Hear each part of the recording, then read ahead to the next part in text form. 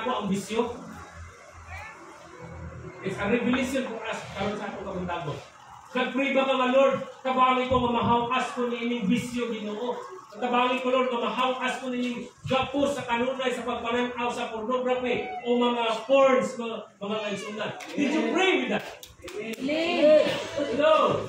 Kaya gusto sa Diyos na ang komunidad sa mga Kristohanon, the community of believers, ang one of the purpose mga kaigsunan is kita manimuma ilang puon.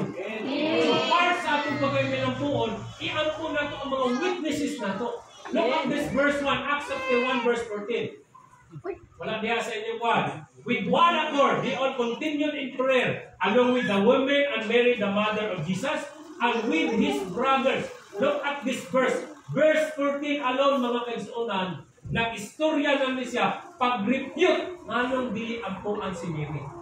And even Mary himself pray to Jesus. Yes. Look at this verse. Tanawan ninyo yung Bible. No? Acts chapter 1 verse 14. Verse 14. Tanawan ninyo sa inyo ang Binisaya. No? Tugutin na itong basahon sa Binisaya. Nagtigom aron mag-ampo. Kaya kung may istorya sa atong pagpili ni Judas. Kasi Judas, tanawa, ang instruction, magpuyo mo dito sa, magtigom mo dito sa Apirom. Tanan ko, mga disipulo, mga apostoles, namin to, tanan. Pag natin, na yung istorya, mga 120, tanan, namin to. Sabi kasi Judas niyo, apil ito. Hello? Bantay-bantay, no? Bantay-bantay. So, nanini, pag-abot sa verse 14, nagtigom aron mag-ampo kanunay, uban ang mga babae. Muna siguro ni, sa mga prayers, halos babae. Kani akto rin giniay. So, kani akto rin giniay ang panahon na kaning mga babae, aktibo kayo sa prayer. Gawas lang sa minus kayo ang atong times mga ampo. So makurek nimo ang imong panahon karon. Ang imong panahon sa pag-ampo kasi sa Ginoo. Kaya now, na nagtigom aron mag-ampo kanunay uban sa mga babae o ni Maria nga inahan ni Jesus o sa mga igsoong lalaki ni Jesus.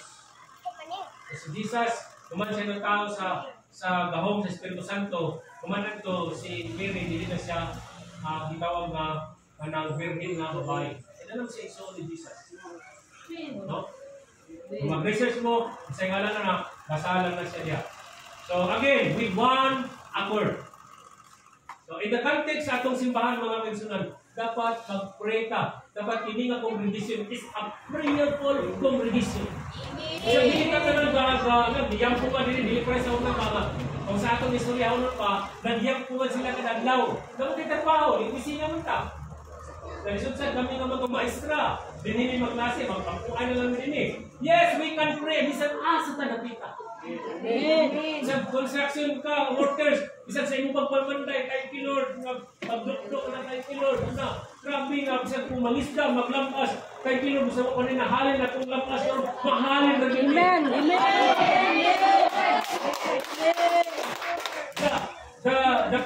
The will of God, mga kaigsunan, is to increase. Butami sa itong na, that's the will of God. Kung sa man na klase atong buhaton, as long as na ang will ni Lord matagit is increase. Kasi wala kita yung buhaton. And the will of God sa Ginoo sa Antining of Christian is a prayerful members. Kung siya ang iyahang will, kabuto na niya nga, prayerful ka. Isang ginagmay, masabi ka nun na, basta tayo, nunay kabuto ni Lord na prayerful, hindi na kongregasyon. Hello? Acts chapter 2 verse 1, when the day of Pentecost came, they were all together in one place. Sa panahon na, sa panahon na sa Domingo, naa sila sa usa ka lugar. Dapat mature ta aning mga kaigsunan. Hello? Hindi man lang karon lagi kay wala di man sila kadungog kay absent man. Dapat mature ta ani nga every Sunday naagi kay pagbati nga in one place. All together in one place. All together, everything, everyone, and one thing in common in one place mga kaigsunan. Kasi karon ni sa adlaw nga magtigom ta. Imutang na gid sa akong espiritu nga panahon sa Domingo. Luya man na may video. Tigasas balay. Amen. Pangaringlan sa mga bata. Basta kay ang will ni Lord ma-fulfill na to nga. Ikaw, ako, mo na ang kitaan ng Diyos. Amen. Amen. Number 2.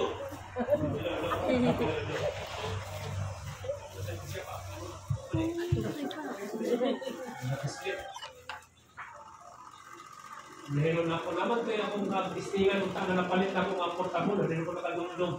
O pila siya ka-oras mo last day, sugod kami, nag-willing, makapanangit mi sa kapitan, maghatag ko later by 23 and 30, kasi makasugod kami pagwali niya sa kanan pinan. Ngayon, hindi ka 46 ang itin naman. So, verse 1, sa Acts chapter 2, verse 1, when the day of Pentecost came, they were all together in one place. Sa una rin nahitabo nila, para ka na itong mga kaigsunan, just only one day is a Sunday. Make a very special day para nimo, para kay Lord. I believe, kung ka na karakter, every Sunday mga kaigsunan, biyaan din mo ng imong trabaho kay mangagpas ka sa presensya. Amen! Hello! Oh, verse 22, they devoted themselves. The word, devoted themselves. Kung naging mata, Kristohan mata, kapag nung taong sa kanlawan na ito, sa iniusan o kaagi, simbahon na ito si Lord. Kaya everyday, kung hindi na ito siya simbahon. Alam na ibang grupo karon ipadaan din nila nga, ana ni usak adlaw na bugid na sila ang isimba nila. So gansi sila. Kaya usak ang adlaw nila, nakita, kung mo simbang Lunes, kung mo simbang Martes, Merkules, Huwebes, Sabado, Domingo. Taman adlaw kung di na ito simbahon si Lord. Pero balauran ka nga, dahil usak adlaw nga, Sabbath day, alayin ko na. Wala na naglaban sa iya sa Lido, kaya adlaw na ang ipapahulay na mo hindi kadakan. Amen? Amay, nindot, musimba ko sa Lunes, kung usa lang adlaw na ko sa simbahon. Everyday mga kaigsunan is our worship ngadto sa Lido. But this one day, na di atong nahiusahan, they devoted themselves all together in one place. And with one accord mga kaigsunan, hindi ginako na siya buhaton. Ay kabuno mo, kita ang nakabalo sa atong schedules. Amen. Kita ang nakabalo. Kung hindi nabig kayo tamoy nga, unya na ako nakarbahoon, kuman magsimba. Bukan, hindi naman, ibig, human naman ka. Karoon lang, nalangan-langan ka, kaya medyo na-delete na kamay sa ato ang pag-start sa worship, apa sa pagsugod na pagwali. No? They devoted themselves. Pwede nabig kayo nyo na ito awaton. Every Sunday, muli ang atong espiritu. Namuat ko kitang simbahan. Amen. Number 2, God's purpose for the community of believers mga kaigsunan. Muli niabot sa akong pagbasa sa pulong sa Ginoo. Ang kongregasyon o ang community of believers dapat united. Dili bahin-bahin. Amen.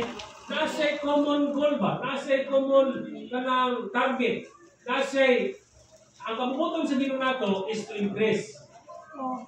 Isa na kung saan na pamaagi nga itong baton, as long as mag-target na itong ang Lord, mag-increase na.